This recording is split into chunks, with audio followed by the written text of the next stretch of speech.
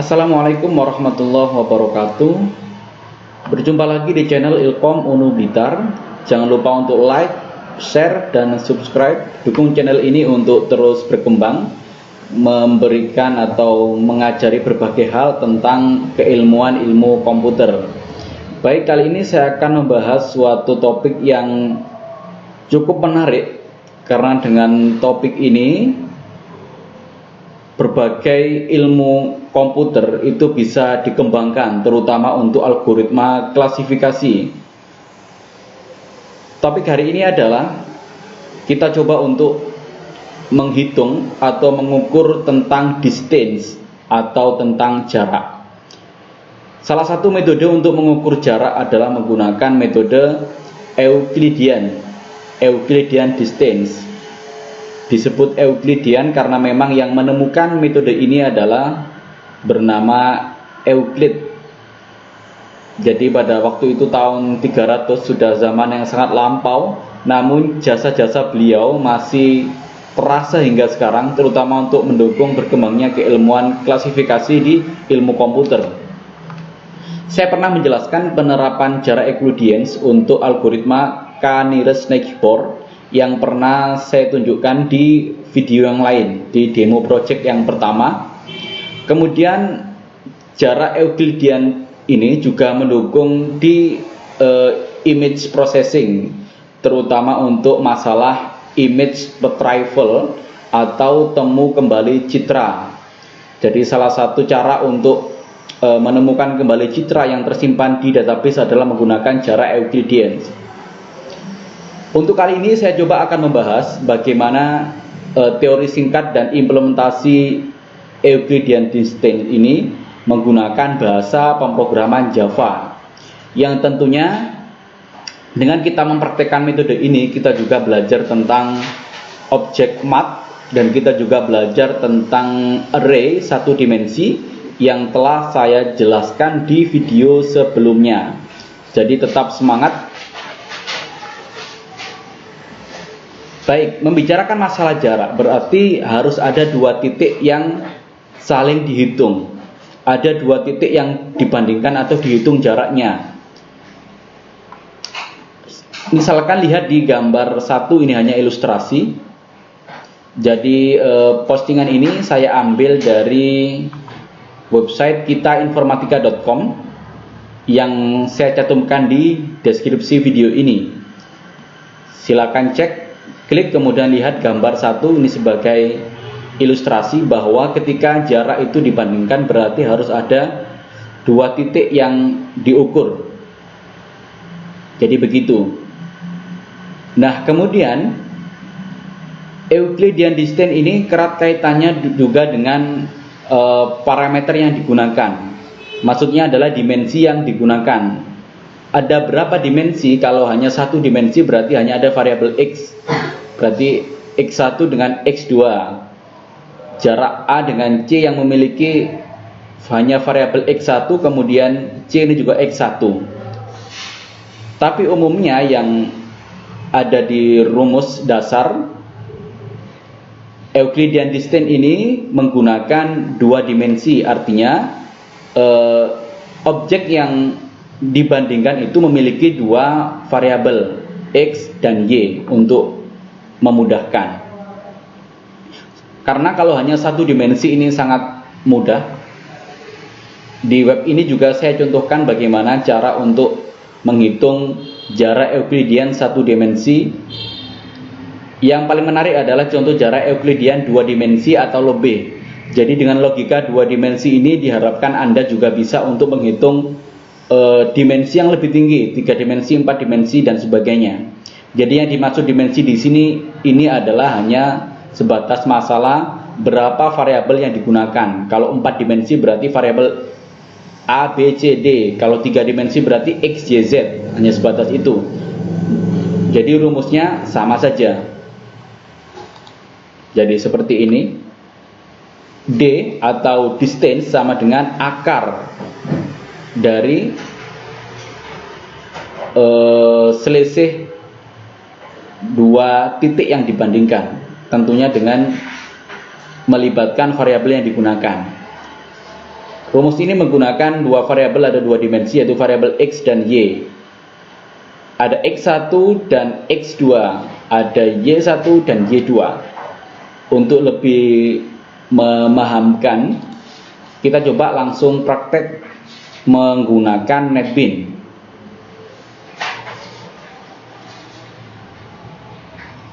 Di situs ini saya juga telah melengkapi untuk contoh programnya. Sebenarnya contoh ini langsung bisa dikopas, tapi saya sarankan Anda untuk mengcoding sendiri, walaupun ada referensi code-nya, agar Anda terbiasa untuk membuat coding sesuai dengan algoritmanya, atau dimulai dari langkah awal sampai menemukan solusi dari masalah itu. Kemudian saya coba melanjutkan ke implementasi program. Saya buat kelas baru dengan nama jarak Euclidean.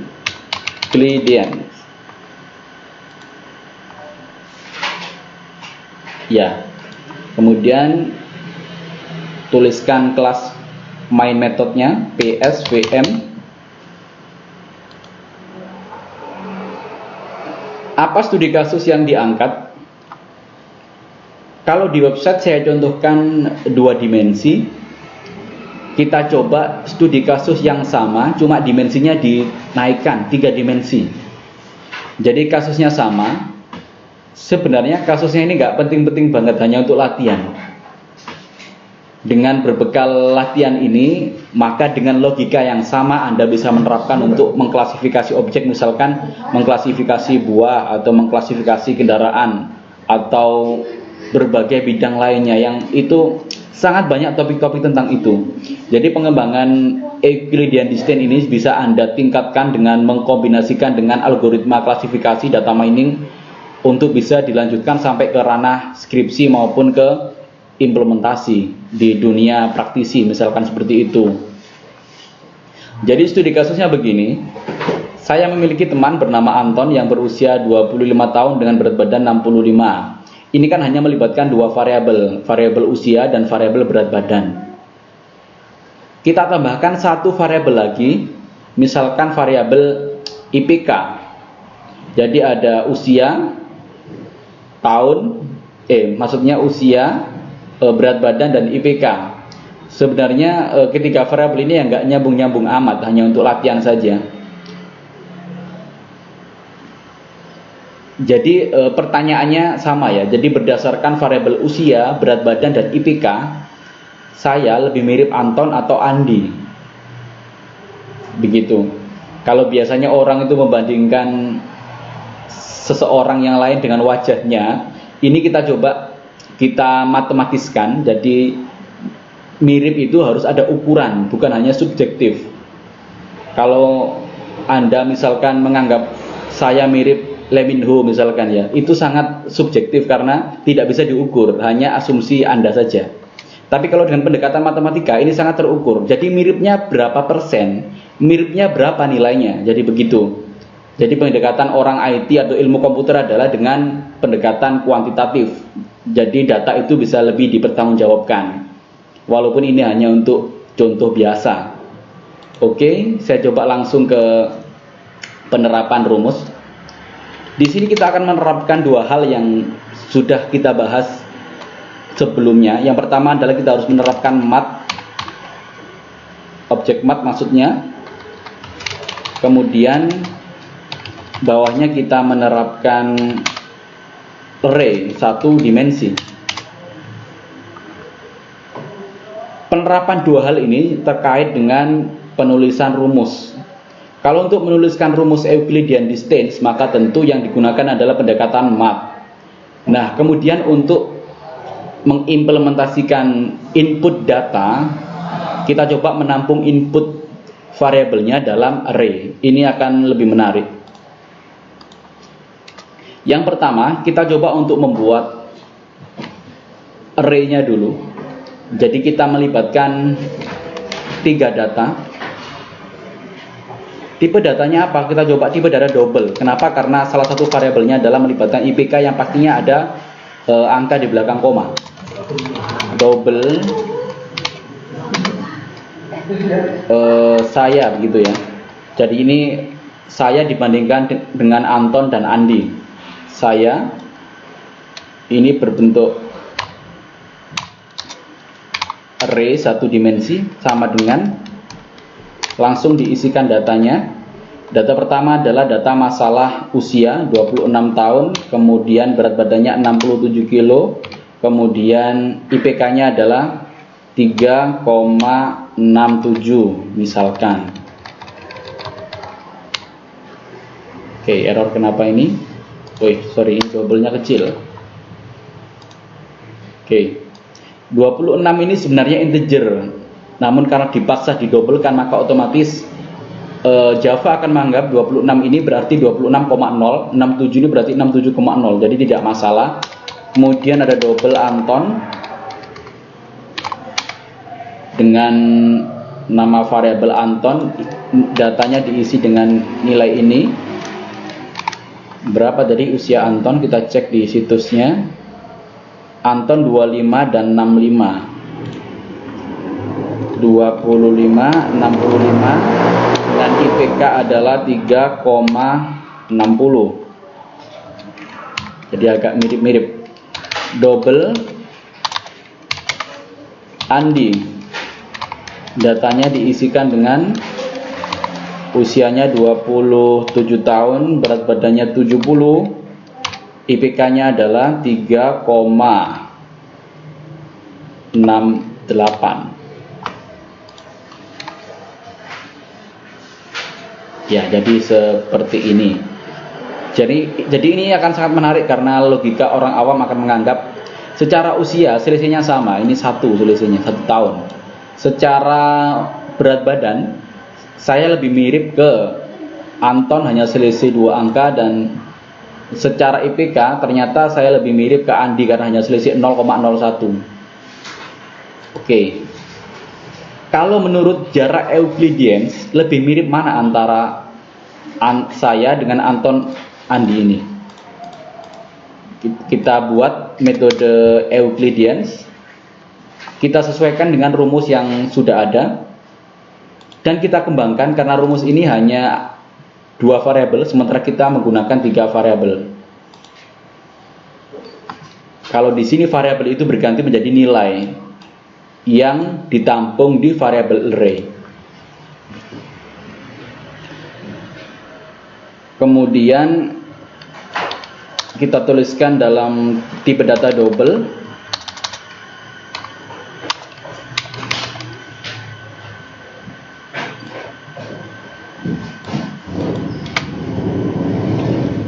Double saya Anton. Jadi D, ya, nama variabelnya distance antara saya dengan Anton, kemudian sama dengan, nah, kita masukkan rumus Euclidean distance. Jadi rumus itu dimulai dari akar 2. Kita panggil dengan cara mat.sqrt, jadi akar menggunakan sqrt. Kemudian buka kurung lagi, kita mulai dari X1. Jadi rumus dasarnya seperti ini, X1 dikurangi X2, kemudian pangkat.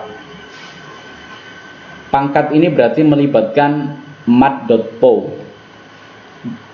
maka harusnya didahului mat dulu, mat.po.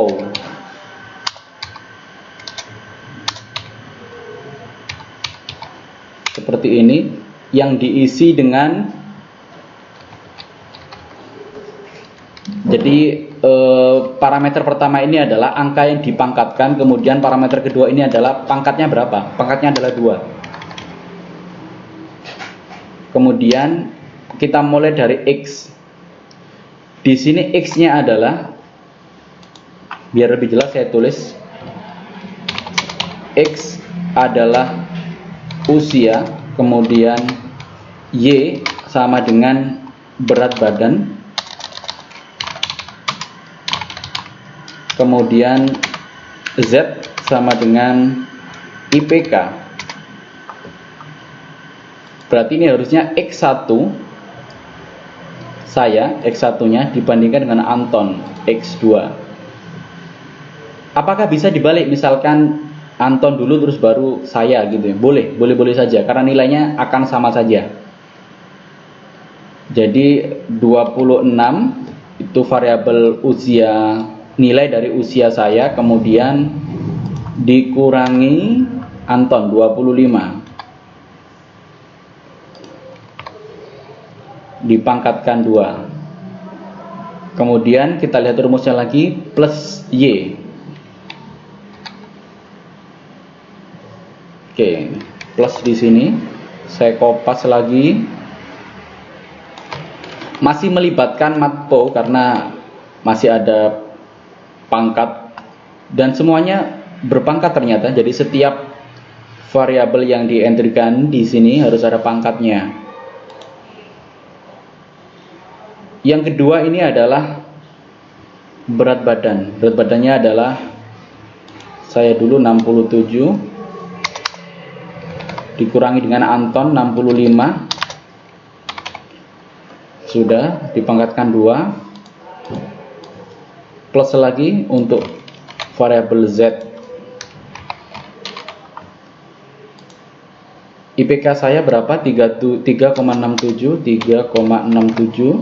dikurangi IPK-nya Anton 3,6.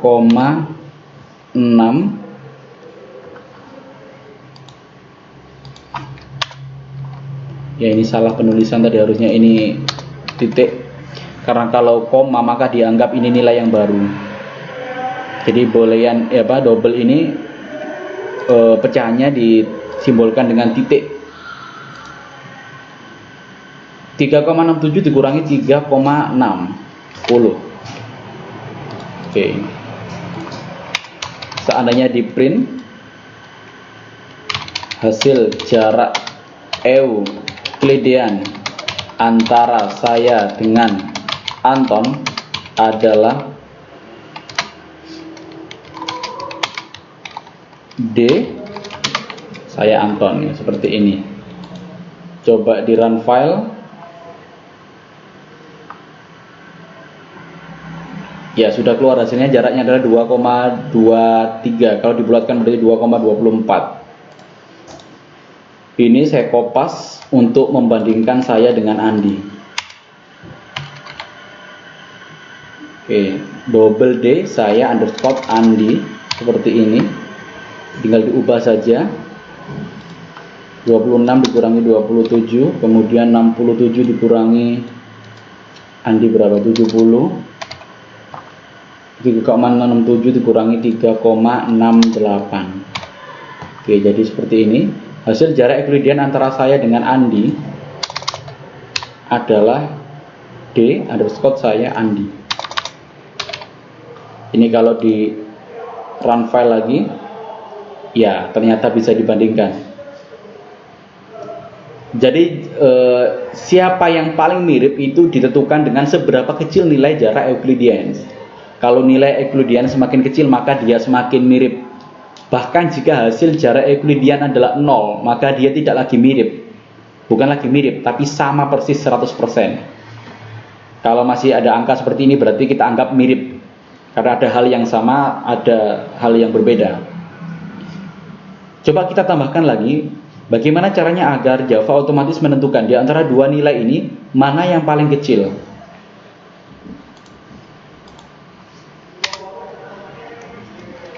Hasil double hasil final sama dengan mat, kita manfaatkan mat.min. Ya, otomatis akan dibandingkan jarak antara saya dengan Andi dan saya dengan Anton, akan dibandingkan mana yang paling kecil.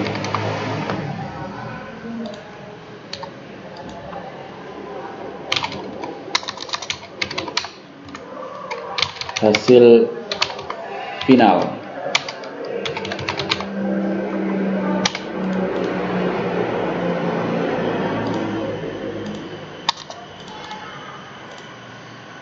Ya, seperti ini. Oh, belum keluar. Oh iya, ini harusnya dipindah ke atas. hasil final ini juga harus dipanggil seperti ini, run file ya. Jadi hasil final jarak Euclidean adalah 2,23. Berarti saya lebih mirip Anton daripada Andi. Itu kalau dihitung menggunakan jarak Euclidean. Ya, jadi cukup seperti ini. Berbekal jarak Euclidean ini nantinya Anda bisa mengembangkan lebih lanjut untuk metode-metode lain yang lebih keren di bidang ilmu komputer. Baik, saya akhiri. Semoga video ini bermanfaat. Wassalamualaikum warahmatullahi wabarakatuh.